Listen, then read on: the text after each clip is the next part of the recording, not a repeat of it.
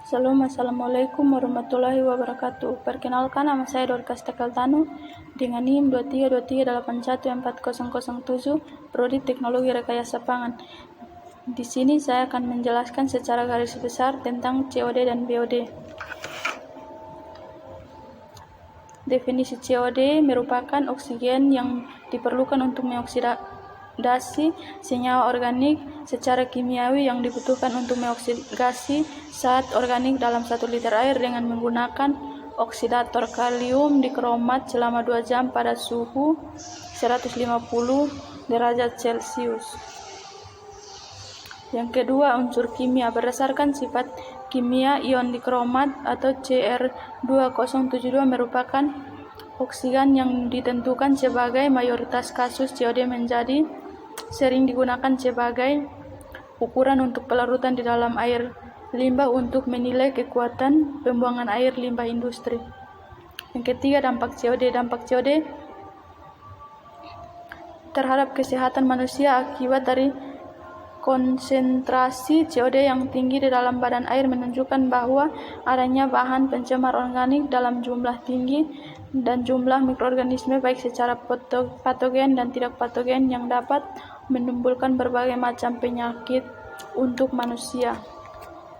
Yang kedua, terhadap lingkungan, konsentrasi COD yang tinggi dapat menimbulkan dan menyebabkan kandungan oksigen terlarut dalam badan air menjadi rendah bahkan habis.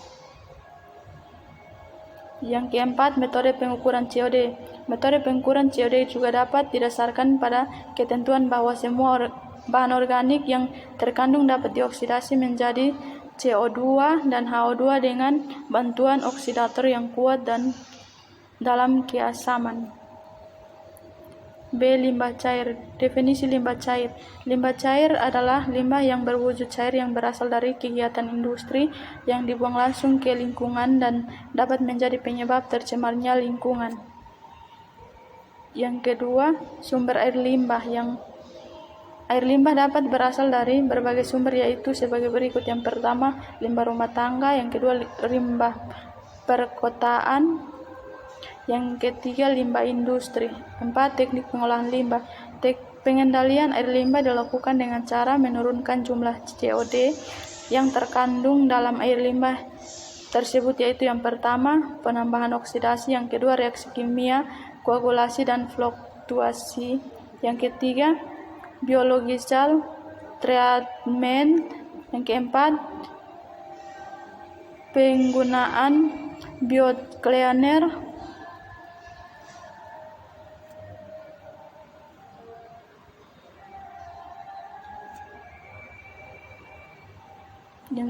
penggunaan biocleaner.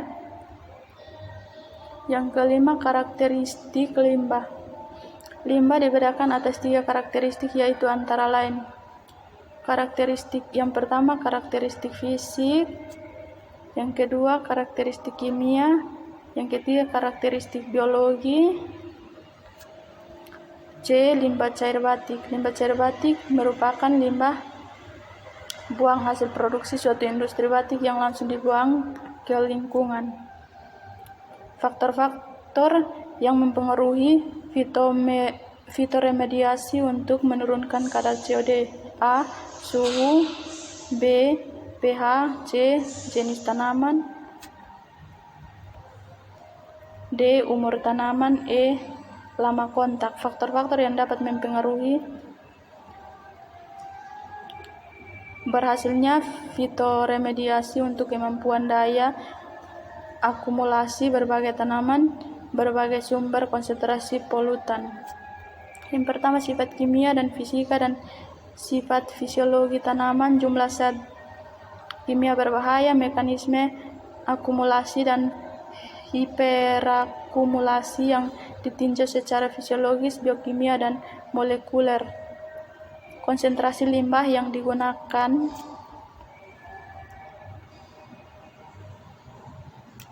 Terima kasih presentasi saya. Assalamualaikum warahmatullahi wabarakatuh.